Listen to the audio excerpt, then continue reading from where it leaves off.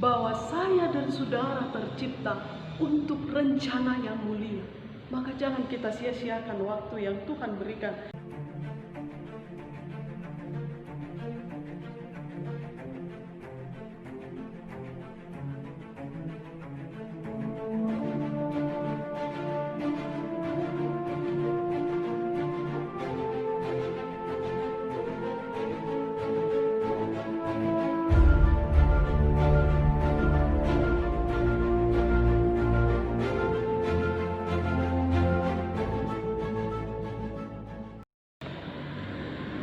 Shalom Bapak Ibu Saudara terkasih, senang bertemu kembali dalam firman Tuhan hari ini.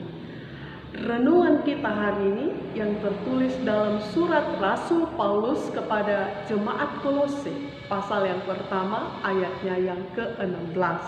Demikian. Karena di dalam Dialah telah diciptakan segala sesuatu, yang ada di surga dan yang ada di bumi, yang kelihatan dan yang tidak kelihatan, baik singgasana maupun kerajaan, baik pemerintah maupun penguasa. Segala sesuatu diciptakan oleh Dia dan untuk Dia. Demikianlah firman Tuhan.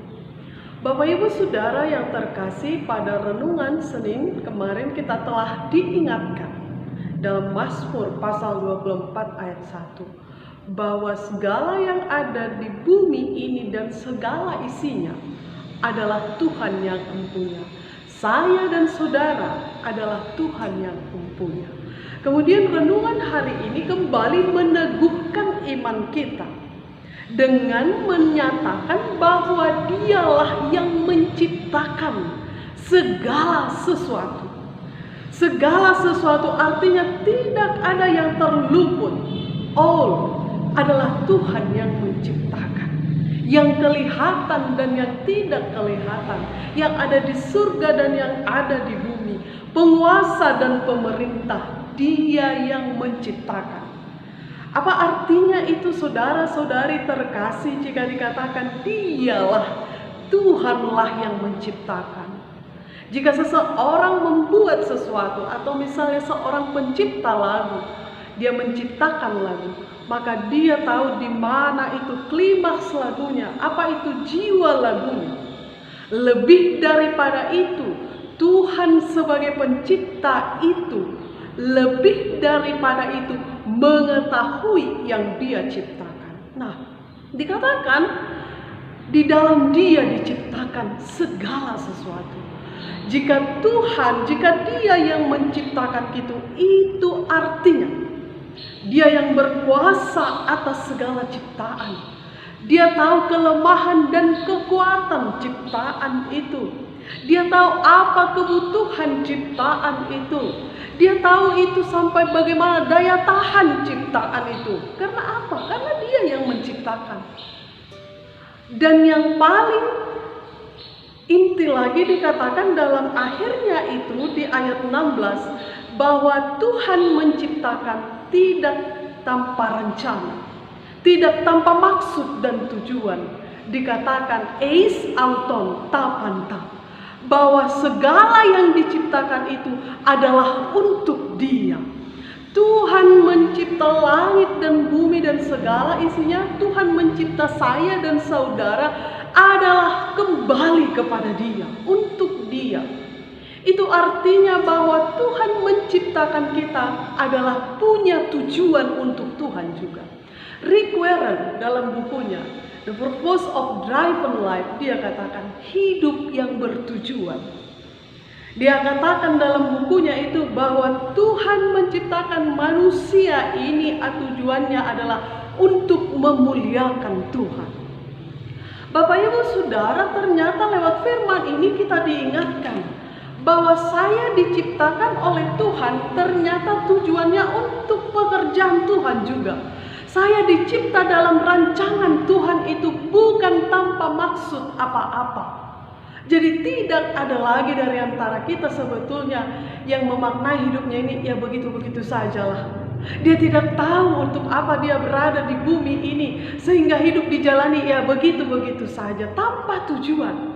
Nah, firman Tuhan hari ini mengingatkan kepada kita bahwa Tuhan mencipta saya dan saudara, mencipta segala penguasa, mencipta di langit dan di surga juga, punya tujuan semuanya harus kembali mengarah kepada Dia, harus kembali dalam tatanan penciptaan itu, saudara sekalian.